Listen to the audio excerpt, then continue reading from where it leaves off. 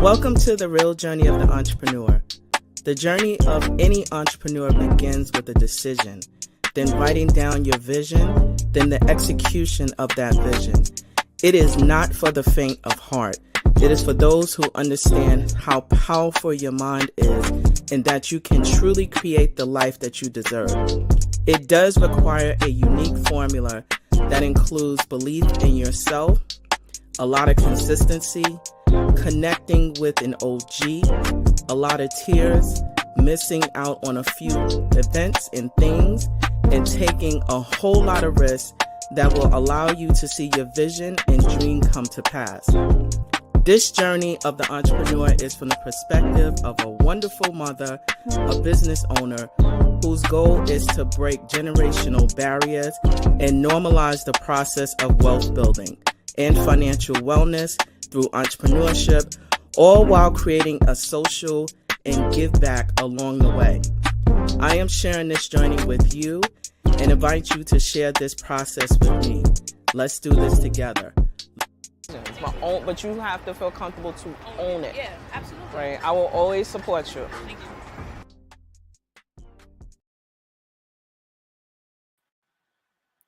Hello there, good people. Hey. We are back.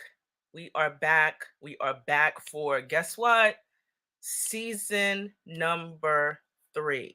So, while it may not be a big deal to you all, it is a huge deal to someone who had the courage to take a dare and be like, I'm going to accept this dare. And here I am into season 3, because this has really become something that I am learning from. And I know that those who have had the opportunity to watch some of the previous episodes have learned an immense amount of information about what it means to be an entrepreneur in a real way. Because oftentimes when we are going through the process of entrepreneurship, it can be lonely, it can be scary. But one of the things that I can encourage you to do is to continue to move forward in your process, be consistent, and also tap onto other individuals, like-minded individuals who are in that same space of wanting to grow and scale their businesses. My name is Anita Pierce, and I am the host and producer of The Journey of the Entrepreneur. I started my process about 6.5, 7 years ago, but I only started becoming really serious about my craft about 4 years ago. And one of the things that I have to tell you is that when you are in this space, it's ebbs and flows. And so you want to be one where you understand, um, what you need to do, how you need to be, and what product and service that you are offering to your audience. And one of the things that remains consistent is that we continue to grow and scale our businesses and offering variety of different options that one can choose within our market. The space of entrepreneurship, I can tell you, is not for the faint of heart. It is one where you will have experienced some challenges, but the beauty is if you remain consistent with yourself and in it, that you will have the opportunity to produce the thing that you are visualizing and making it come to pass. So I can tell you that I have the best seat in the house. Why? Because I get to interview courageous entrepreneurs who have stepped in this space either full time, stepped in the space of entrepreneurship part time, or even there are some that just kind of dip their toe in it and be like, and then they come back in and out. But today is no exception. I have, someone who has won competitions, is known as the pitch boss, has her own business, Body by Love. And I'm gonna tell you, when you get to know and hear my next guest, you'll wonder why you don't know her.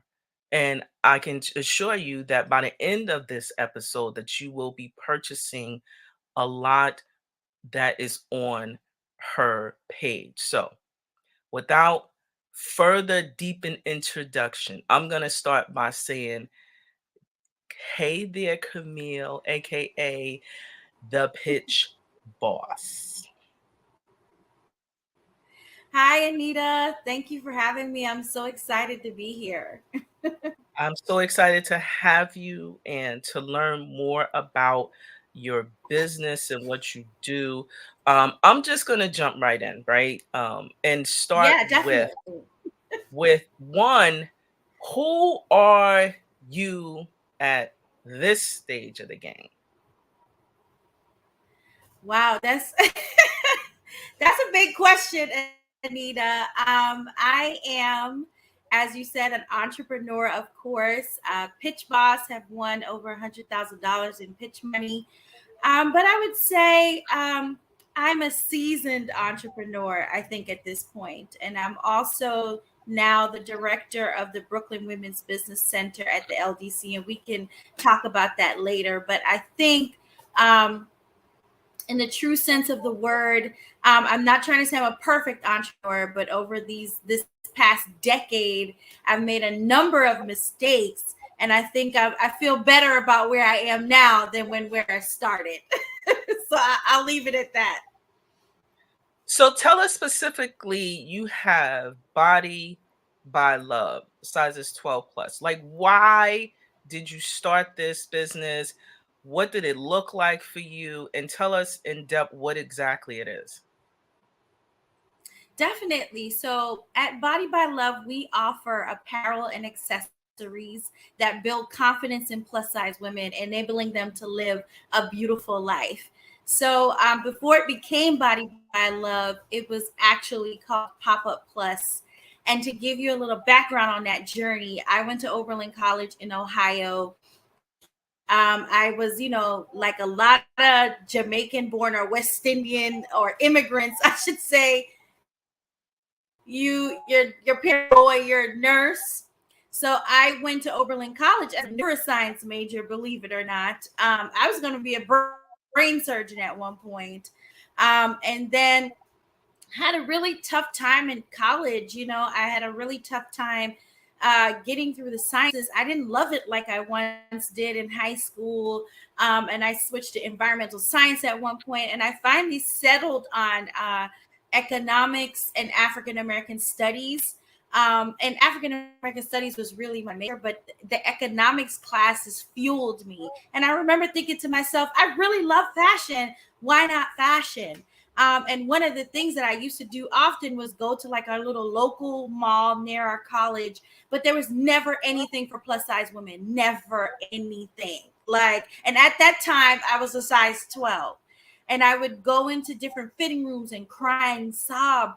And I remember one of my sorority sisters saying to me, like, shopping with you, Camille, is so rough on my emotions.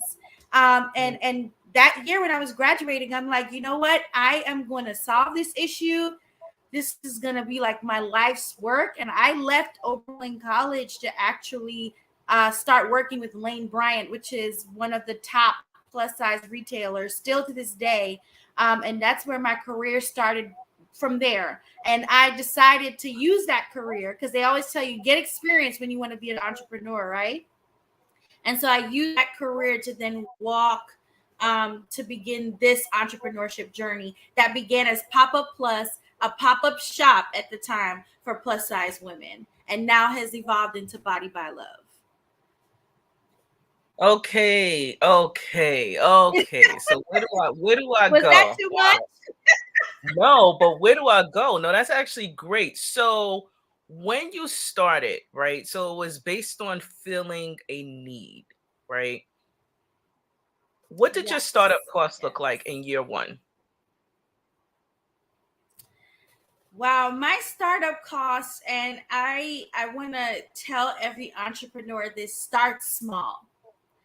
And people were telling me, start small, Camille, but I had this vision, I really wanted to create this luxurious experience for plus size women. And of course, if you're creating a luxury pop-up shop, that comes with money. So my startup costs in my first year were actually about $30,000.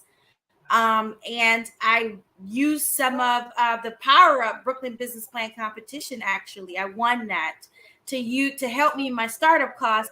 But I also put the remainder of my startup costs on a credit card, which I do not encourage any entrepreneur to do. Don't ruin your credit like while trying to build the business. So that was one of my first big mistakes. Yeah.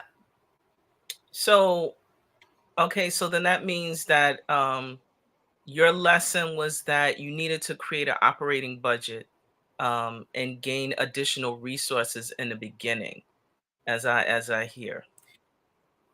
And the thing is, I'm a document, like I document everything. So I had at the time, I didn't know I created an operational budget, right? I had my little Excel sheet with all my expenses, my estimated sales, and all those type of things. But I think, when you're an entrepreneur, you have these grand ideas, and that's great.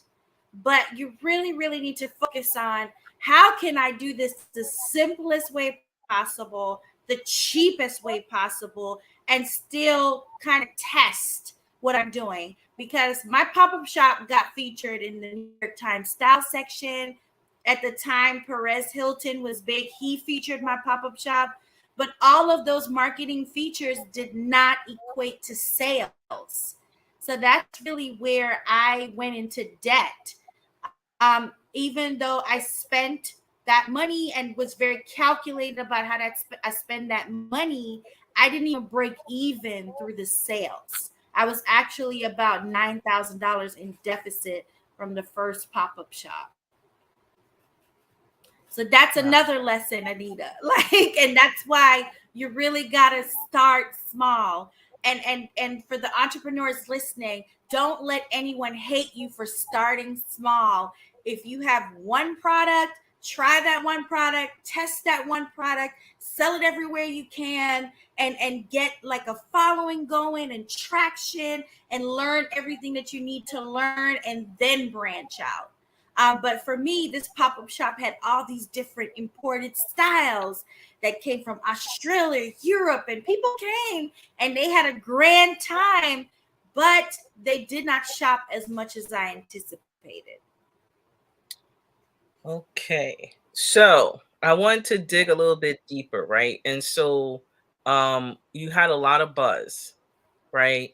So what did you do with the inventory that didn't sell? That's just a curious question, because do you keep it there?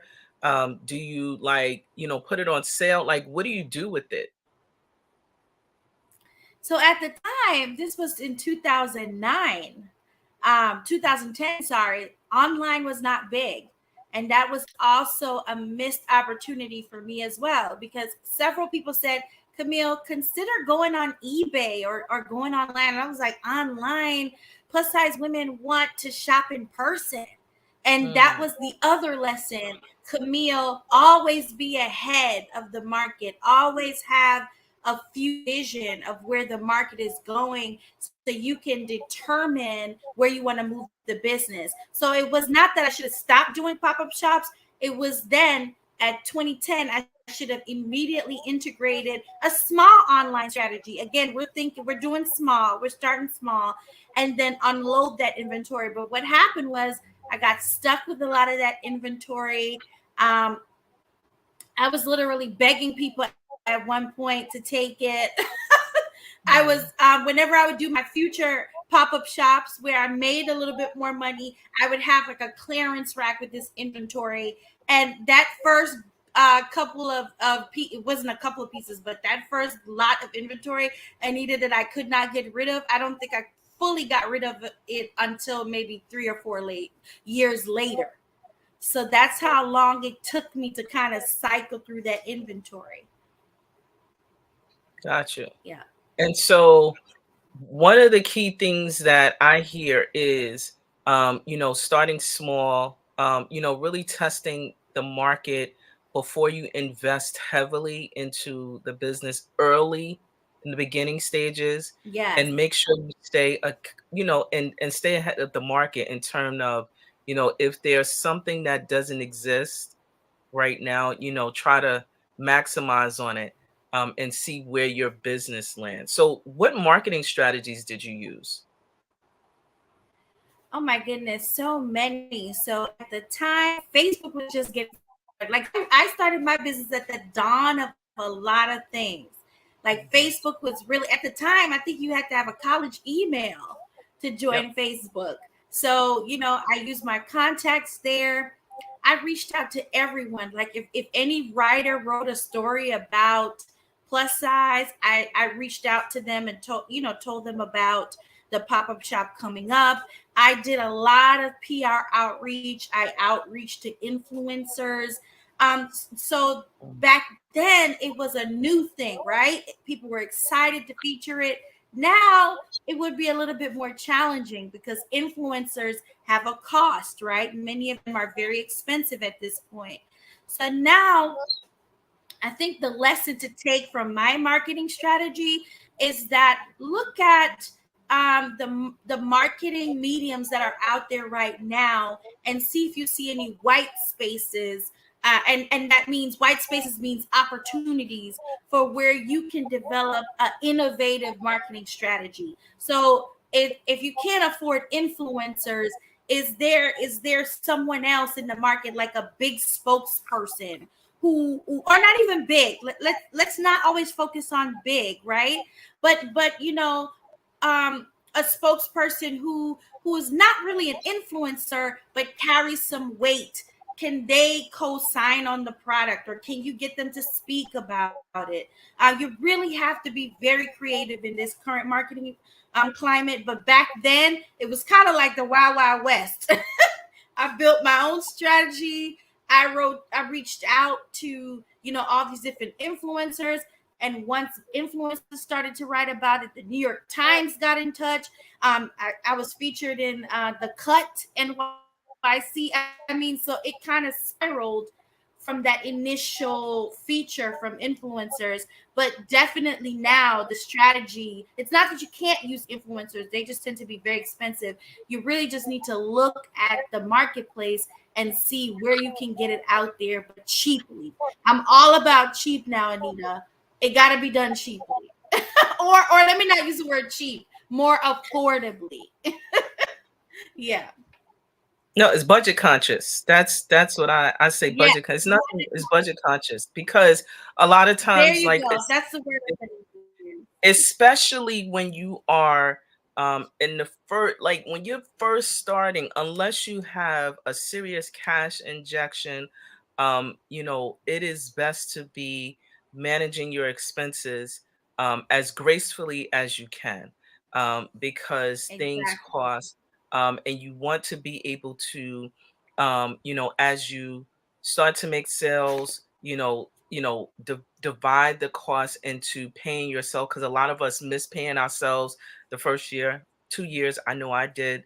And also thinking about, little things like that are big things, like, having business insurance, and, making sure that you cover, any type of operational costs, like, if you have a website, domain names, those things are costs that are built in during the first year that sometimes we overlook. Um, Yeah. what are some of the challenges you talked about? You started to highlight some of the challenges that you experienced. Where are you now in terms of navigating those nuances that you experienced over the past few years? So, I started my business in fashion, and fashion is a unique, very unique business. You have, your luxury vendors and retailers and all that type of stuff. And then, you have those kind of moderate folks, and then you have the off price, all that type of stuff. And it's a difficult, very fragmented space to navigate. So I actually always wanted to do a physical store. I don't know if that dream will ever leave me, but maybe one day. I'm still debating that if that's even viable now with the direction of fashion. But I think what I've learned in this space, first of all, it was extremely hard being a woman in business, trying to raise money to grow my business. Even when the business was at top tier and we needed like an infusement of capital that really could have gotten us over the $1 million mark, I talked to investors, I couldn't raise it. I applied to so many programs, I couldn't raise it. It was difficult being a Black plus size woman in fashion because we've been kind of pushed to the outskirts of the community. So now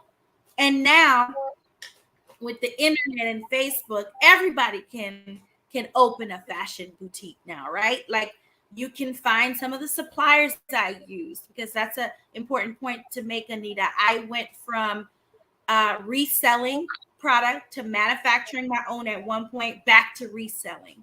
So now I actually pick the best of the plus size product out there and show how to style it and then present it to my customers. But there's still even now challenges in that business model. So I'm at the point where I'm looking for the one product that is needed for my plus size community that I can kind of double down on and expand upon that. And it's not that I'm giving up on fashion, but if you're reading the news and you're hearing, Target is like changing its return policy on clothing and so many different things are shifting in the fashion industry.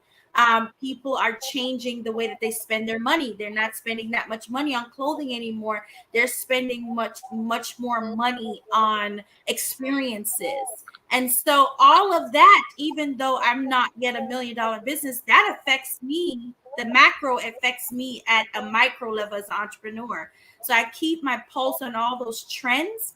And it's not that I'm moving out of clothing, but I'm finding other areas that I can still be an advocate for the plus size community, sell them products that develop their confidence, but that it's not necessarily geared to just fashion. So that's where I am now. And I think I found it. I can't reveal it just yet. Not yet, not the trade secrets, not yet. So I It's want not. to I want to just talk just a little bit, right? So you talked about your experience being a businesswoman of color and the challenges that are often we speak about it, but it's almost like, we speak about it behind closed doors. But now I think within this space, when we were on lockdown, that became an elevated conversation along with, you know, the access of capital for businesses of color. I mean, if you start to break it down, you have, this population, huge population of women who start business. If you look at the data, there is the numbers are amazing as how many women of color Yeah, specifically, not just women, but women of color start businesses on a day-to-day basis. But the access exactly. to resources is not mirroring the rate in which women business owners are opening up their doors. So, which leads me to the other hat that you wear as the director of the Women's Business Center at the LDC. And I have to tell you that, that if you have been watching the show, I have been sharing that there are a number of organizations that provide free resources for businesses. Camille happens to lead and be the director of the Women's Business Center. You want to explain what you do there and how you are impacting the growth of women business owners? Oh, definitely. So the Brooklyn Women's Business Center is a program under the Local Development Corporation of East New York. I know that's a long, a long word. I always laugh when I say it, but they call them LDC of East New York for short. Um, our Brooklyn Women's Business Center has actually been around for 22 years. We celebrate our 22nd anniversary in September, if you could believe it. And the women's business centers in general are funded partially by the SBA. So it's a program that came out maybe 25 to 30 years ago that said we noticed this trend in, upward trend in women getting businesses, and we need to support them through women's business centers. Quite honestly, I don't even know if the federal government understood the impact of the women's business centers when they were just starting. But if you look at all the women's business centers throughout the United States, the metrics, the number of women supported, the number of women counseled is astounding. And as you said, Anita, just to reiterate, Black women lead the pack in businesses that are being started. So at our Women's Business Center, we try to support women business owners in every way we can through training workshops, through providing legal assistance through our collaborators, through even we had a counselor help someone the other day look at a commercial lease. Our desire is to really help women get heard. I remember when I was starting my business, Anita, there were very few people that took the time to even talk to me or help me, even at the organizations that said they were providing services. And I don't want to shame anybody on this podcast, so I'll leave out names. But there were some traditional organizations out there who were saying, we'll give you business advice and all these type of things. And it really was so hard to find the right people. I'm a person of faith, right? So I believe that the people that did come along with me was God providing at that point mentorship almost for me. But it was difficult. And so here at the Brooklyn Women's Business Center, we try to make sure it's not going to be difficult, but we try to walk you through every process that we can. And so our specialty is really one-on-one business counseling. When you sign up with us, we pair you with a counselor, usually myself or Beverly or someone else, and we really try to get you the assistance you need. And we've really seen great success with entrepreneurs that we've counseled at 10 hours or more. So that shows you the depth of counseling that we provide through the center. And guess what? There is no charge for it. Yes, free 99. You have really intentional and also supportive counselors at this center. I can tell you because I had the opportunity to provide support at one point, and it's a wonderful opportunity. But I also don't want you to miss out on the conferences that are held, and the information that is provided through these centers. And they're locally based, that you can take advantage of. And again, there are no costs. But I also want to state, because, when we do take in individuals, the process does not happen overnight, right?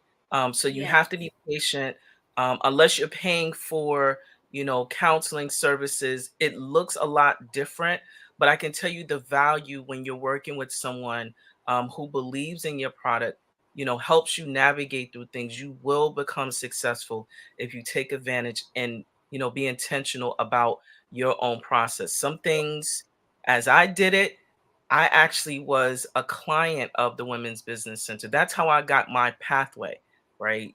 So starting as hosting an MWBE conference, in Brownsville, Yes. Brooklyn. I was, working with and had and invited the previous women's director to come and speak. That's how I learned. And it was all just a matter of me dedicating time to, take advantage of these resources. Now you're talking about almost 6 years later, I have the MWBE certification. I am, a full viable business, but that is predominantly because I took advantage of a lot of the free services. And I still, when I have time, I build in, not when I have time, I build in times when, I take the online courses.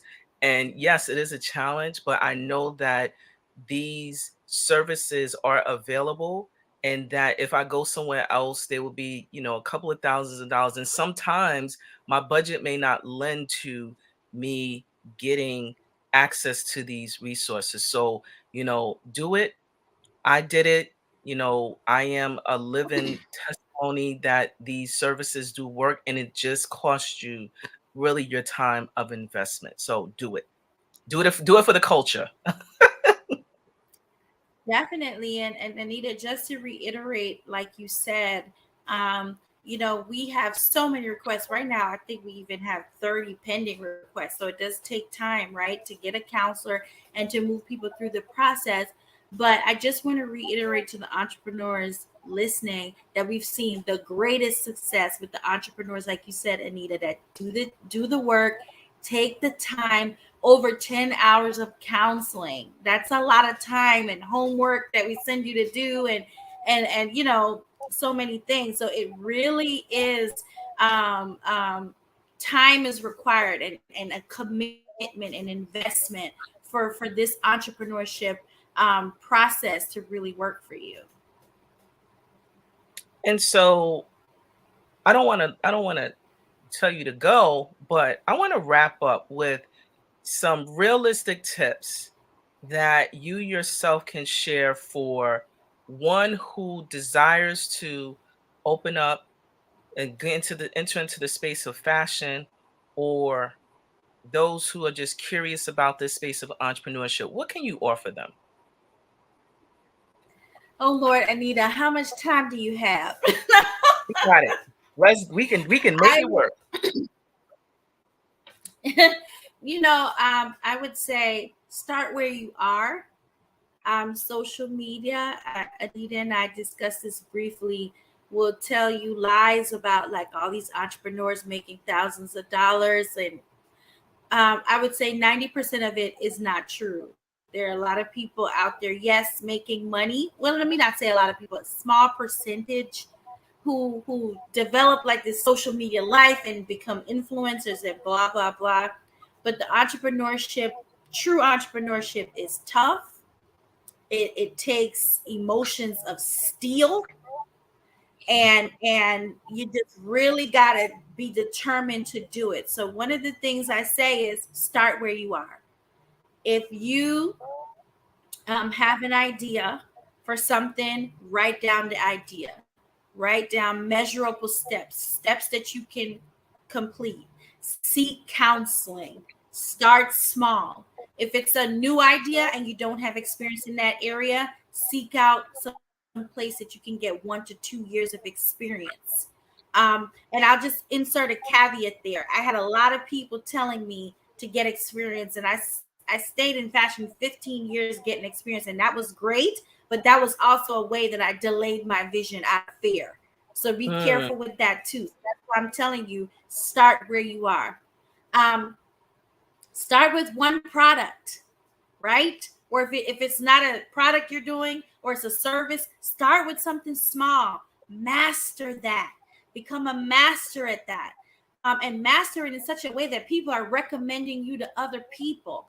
And while you're doing that, do customer discovery. What else can I add? What else can I add for the customers? But also, what else can I add in terms of learning for myself so that I can then offer these opportunities to my clientele, right? Really, really press into customer discovery. We don't do that a lot.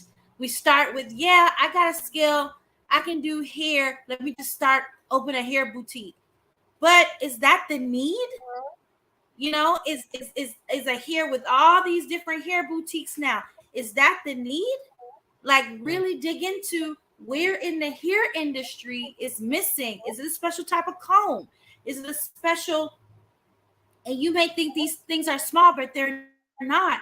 Right now, there's a lady who runs, I forget her name right now, but she runs Hairbrella, and it's an umbrella for African American women so their hair doesn't get wet. And she's now $1 million business selling on Amazon, one product.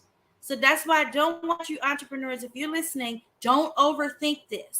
If you have an idea, explore it, start small, get counseling, step out on faith, do it, And lastly, I will say, never give up. I'm telling you, Lord, I had Anita, I had my moments where I was down on my knees, like, Lord, I thought you called me to be an entrepreneur, but maybe this ain't it. And I actually at one point closed my business in 2019 because I had it at the end of the year. And in 2020, somebody was like, no, we're going to give you a grant to continue. I didn't even apply for it because I was just so over it, so tired. But what the lesson I learned through that is never ever give up. When I was raising money, y'all, I was in pitching at one point, waiting on someone else to pitch, and this man walked up to me and asked me to get water. He thought I was like the catering staff because I was a Black woman pitching in front of all these other people. Okay, these are the things that I have had to endure as a woman in business, Black woman in business. But I never ever, I tried to give up, but I to this day, I will not give up until my business gets to $1 million or more. So I know it's long-winded, Anita, but I had to hammer that home. Never, ever, ever give up. You can pivot. Don't get me wrong. If something's not working, you can pivot and try something else, but never, ever give up. That's a testimony in itself. So, Yes. Camille and I have talked and we have shared, and it is not easy being an entrepreneur. It's not. It is not. And you have to be really consistent, but you also have to believe in yourself, that you can actually get this thing done, in spite of. So, I want to wrap up, but I got like 5 questions, Camille. 5, maybe 4. Yes. Ready? They're one words. Ready. I'm Response. ready. What's your favorite borough? Brooklyn, of course. Okay. If you watch I'm the sorry, show, Anita. if you watch the show, there's this running joke that I do. Everybody who says Brooklyn says it with like this, like, oh, like, some of them put the stink face, like, how dare you ask me? It's from Brooklyn. Yeah, So like yeah, it's consistent. I am If you watch the offended. show, it's consistent. Brooklyn In always the comes like, house. they come with shoulder Yeah. slingers and all that stuff. So the next question is, do you appreciate smoothies or ice cream? Smoothies. Pizza or burgers? Pizza Smoothie. or burgers? Ooh, this is a hard one. I'm gonna go with pizza. High heels or sneakers? High heels, but I can't wear them no more. But high heels, definitely. In 3 years, and this is not a one word, in 3 years, what will change within a community that you are serving? Whew. Wow, Anita dropping deep questions on me. Um, I had to take this small approach to also the work at Brooklyn Women's Business Center because there's so much need that at first it was overwhelming. So for me, it will be to know that we impacted at least 50 or more entrepreneurs to take their business to the next level. And on a personal level, it will mean that Body by Love hit the $1 million mark. I'm not taking any less than that. Nothing less than that. And so I wanted to have your webpage pop up just really quickly so you can see all the goodness there. There is a lot that this online store offers. It is some beautiful stuff, and just check it out. And final question, Yes. right? What is going to be your legacy? Anita. What? What? Um,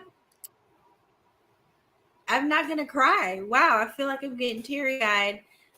I will not cry on your podcast. Yeah, yeah, it happens. I've cried on my own show. So yeah, what is your legacy? um, I had such a hard time starting my business, such a hard time, and doubted myself so much and suffered depression and you know it. My legacy, I hope, is that women will remember, Camille was the one. I heard a nugget from Camille and it changed my business. Or I heard Camille told me not to give up, on Anita's show, and it changed my business. Like, that's really what I want my legacy to be. Um, I am by nature an exhorter, like an encourager. That's my gifting, and it's also my spiritual gifting. So it's my hope that when people encounter me, I haven't always been perfect. Um, I know the people at my previous jobs probably like, Camille is not a fragrance; she's an owner. But that's because I wasn't supposed to be there. But are you passed out?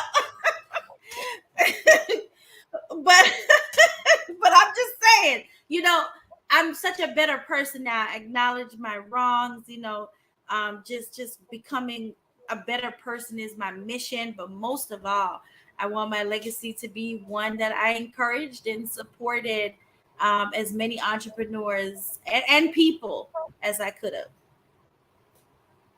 So I want to also say that Camille is being very modest. Um, Camille has a gift of teaching us how to pitch for money, right? Camille is very good at that. If you've ever attended any of the online events, um, it is a vibe when we are in that space together. But definitely, we are here in this space to educate, to love, encourage, and empower. And I want to share, just some tips because they were very, very useful tips, right? Camille mentioned start where you are, right? Write down the idea in measurable steps, right? So these are things that when we're thinking about, I have a vision board, I use my phone, I still write on paper because something about the pen and paper that makes it real for me. So that you'll see as you start to execute on these dreams how amazing and how far you come. You'll have something to reflect on. Seek counseling. The Women Business Center is at the LDC. Here is the website, the ldceastnewyork.org. Definitely seek support and counseling as needed, often, and it is necessary throughout your entire process. Do not delay out of fear. Oftentimes when we talk about fear, it puts us in handcuffs. But Camille mentioned to just jump. If you have an idea, do it. Perfect one product. Yes, you may have a million ideas, but make sure that you master that one thing that becomes the thing that you are known for. Survey and also do client discovery. Never give up. But I also heard her, but she didn't mention it. Manage self-care through this process. Oftentimes as entrepreneurs, we fail, and I'm one of them. I can tell you. I have multiple layers having in my space, and it is really imperative that you take care of yourself to sleep, drink water, and also if you need to talk to someone outside of your circle, your immediate circle, please get professional help. But I'm a woman of faith and I also pray. So that's just me. That's not optional. So, Camille, Amen. there you go. Bodybylove.com. You can also find Camille at the Women's Business Center at the LDC at East New York. It is LDCENY, but it's a long name, so we call it the LDC of East New York. So, on that note, Camille, you are welcome anytime when your schedule permits to join the journey of the entrepreneur. Your information was so valuable, so needed, so necessary. And so, on that note, I want to say thank you, Camille. Thank you so much for having me, Anita. And you gave all my details. So, entrepreneurs, feel free to reach out to me. And I wish everyone all the best All in righty. their journeys. All righty. I'm going to say bye bye.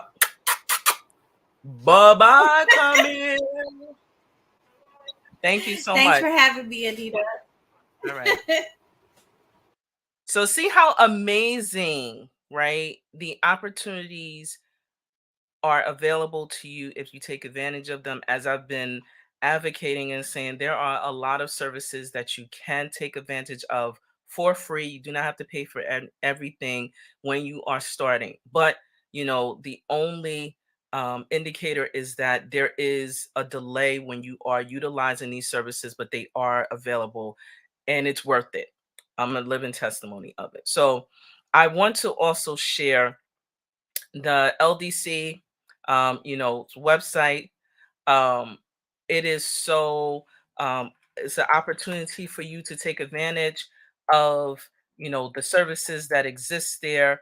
They are for free. Wanted to also reshare Camille's information. Bodybylove.com, again, another entrepreneur who does have another alternative source of income. So there's no shame, and if you have to launch into that space of being an entrepreneur, and also having another opportunity that feeds and covers your day-to-day living expenses.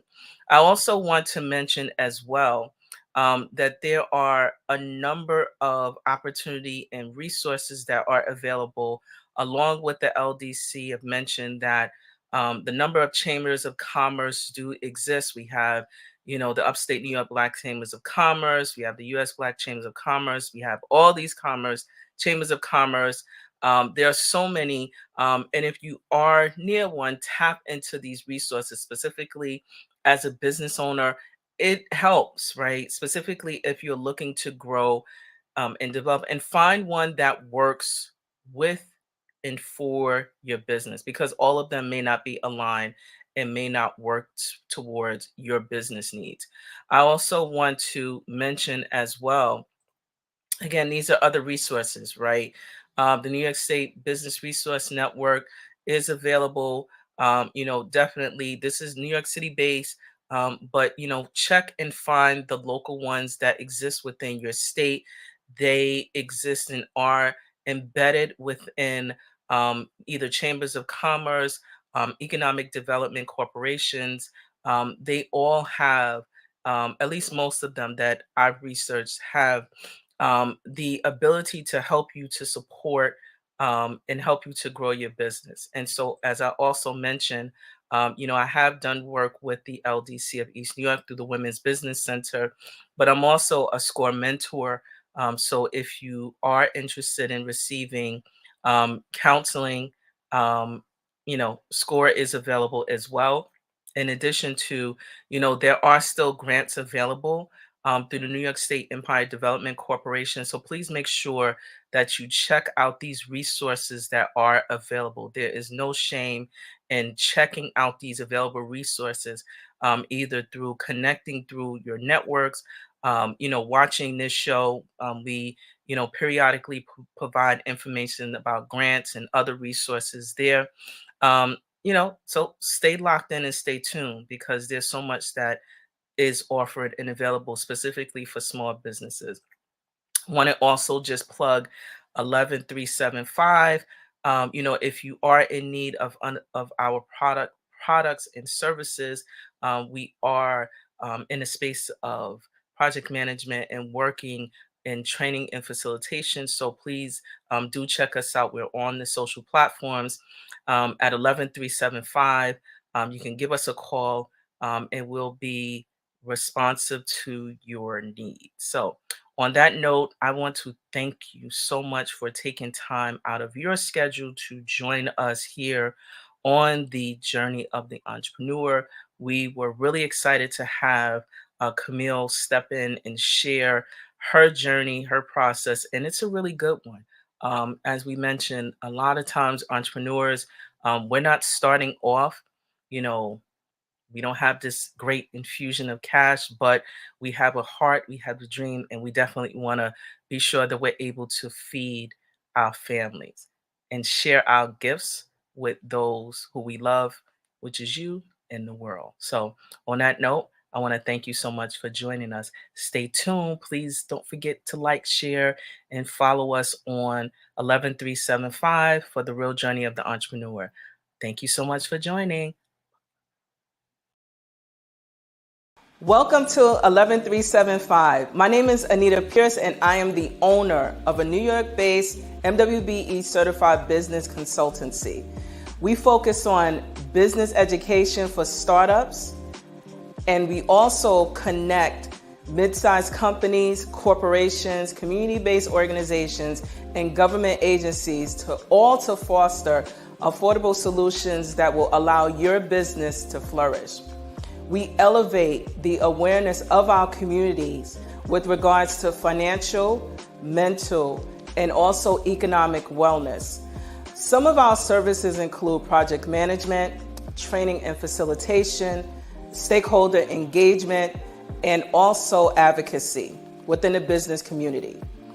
If you're interested in some of our services or all of them, please do not hesitate to reach out to us. We're on all of the social platforms at 11375, or you can check us out at our website at 11375.com. We look forward to supporting you and your business goals.